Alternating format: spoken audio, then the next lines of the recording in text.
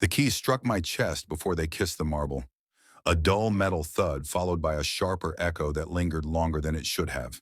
He was yelling, veins swollen in his neck, voice cracking under borrowed confidence, ordering me to pick them up like the world still belonged to him. I didn't move. I didn't even look down. Somewhere behind him, tires rolled over gravel, slow and deliberate, and a tow truck curved into the circular drive as if summoned by the violence in his tone. The driver leaned out with a clipboard, calm, professional, eyes already reading the room. He asked me, not him, which cars we were repossessing today. I pointed once, clean and final, at the Bentley parked where my car used to be. Start with that one, I said. It's in my spot. That was the moment the air shifted. That was the moment he understood the floor had been gone for a long time, and he had just noticed the fall. That was the moment I finally spoke out loud, though the story itself had been speaking for years.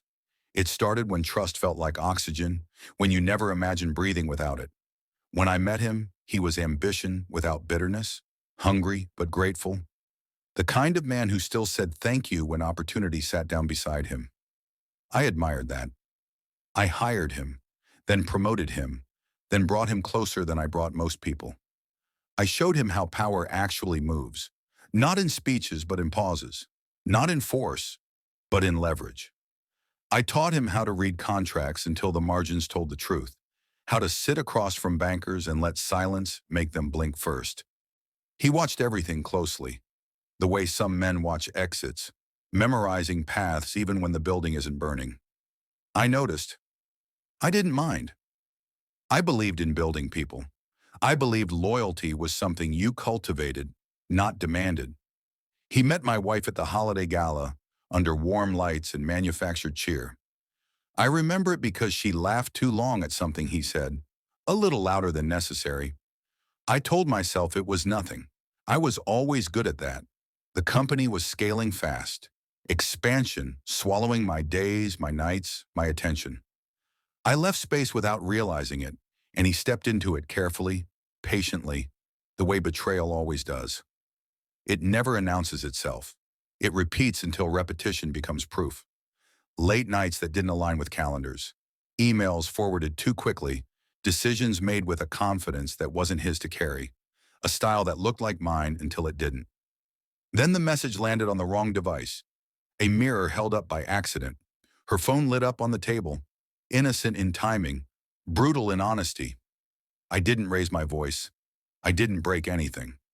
I smiled, lifted my glass, and swallowed the last of my old life without a sound.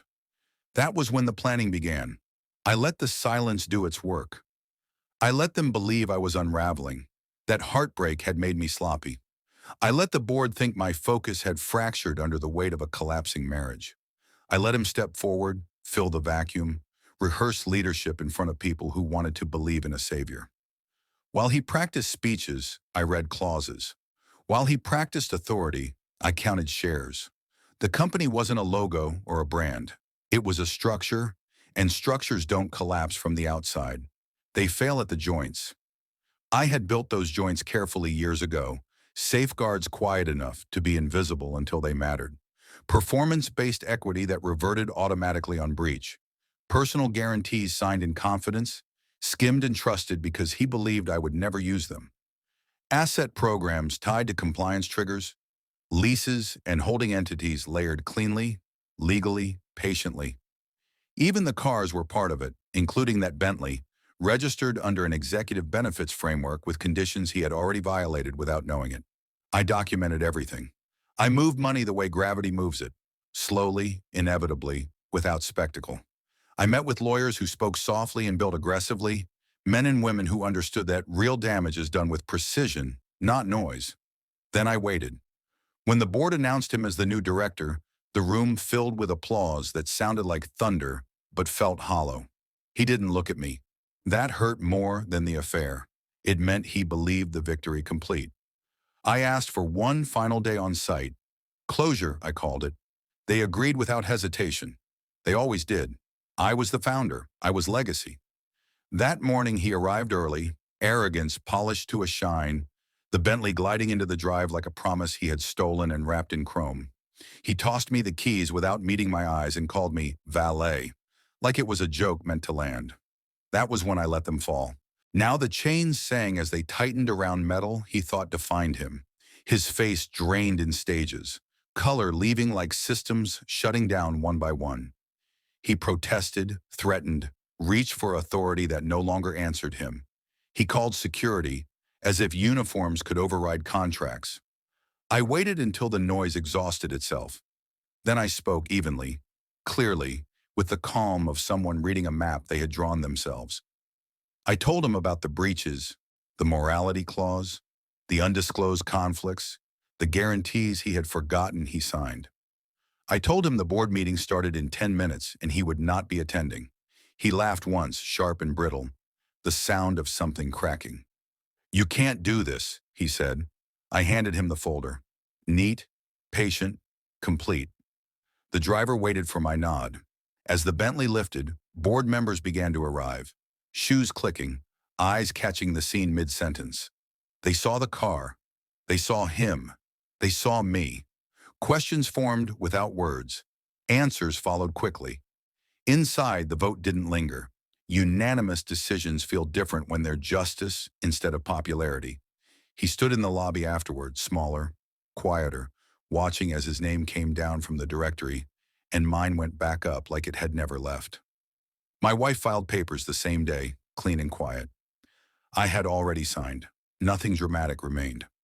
Later, alone in my office, the city breathing below the glass, I felt the release. Not joy, something steadier. Like balance returning, like gravity reasserting its rules after a long anomaly. Revenge isn't loud when it's done right. It doesn't announce itself or seek applause. It corrects. I didn't destroy him. I simply stopped holding him up. When I think about it now, there's no anger left to revisit. Only accuracy. I trusted. I was betrayed. I responded. The keys rest on my desk exactly where they landed. I never picked them up.